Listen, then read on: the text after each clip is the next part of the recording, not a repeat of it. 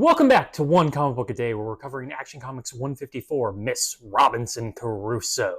This is a story about the battle of the sexes, so I believe your first question will be, is it sexist? And my answer will be, well, it's 1950 Superman. Of course it's sexist. It's always sexist. It's never not sexist. But it might be less sexist than previous stories on, like, the last episode or two.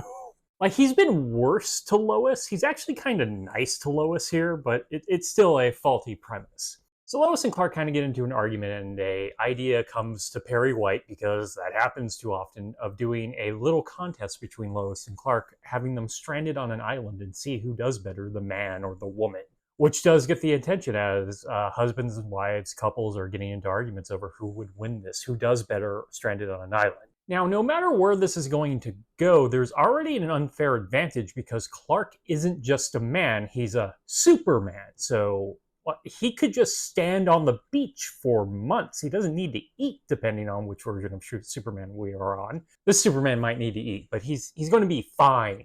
It's Lois that's in trouble. She's going to need to eat and find shelter and do a bunch of other things that she's capable of doing, but it's going to be hard. Nothing is going to be hard for him. But she does have her own little unfair advantage. He is Superman, so he's going to try to help her no matter what. Doesn't matter. He's Superman. He does good. Do good unto others, and every man can be a Superman. So he's trying to help her right off the bat, not because he doesn't think she's capable, but because he's Superman. And he has the unfair advantage. She should get Superman. Though she sees through this pretty damn quickly and demands that he tear down the cabin he built for her. And she's doing fine, but she gets really sick.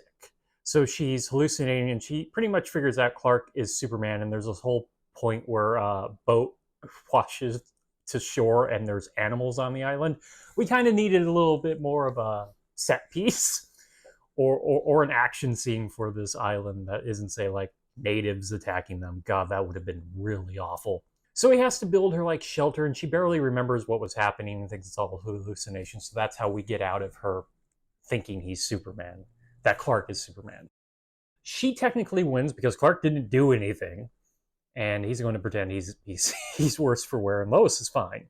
They do try to make the argument that because Superman helped her, it wasn't really proving that she was that women are the superior sex. And her argument is, well, I essentially seduced Superman into doing these things, so who really won? And they're like, yeah, you're right, which is an awful message. Like, there's no competition between the sexes. It's all crap anyways. But to essentially come down that women are better because they can seduce men, God, that's so bad. But I respect the grift of making men look stupid. We deserve it. And it's not actually that impressive because it's Superman. Superman's just going to do good. You don't need to seduce or use your womanly wiles on him. He's going to do it anyways because he's Superman. But she wins. I think something was proved. But that is Miss Robinson Crusoe. I don't have much to say about it. It doesn't really even have much to say other than, like, slight sexism.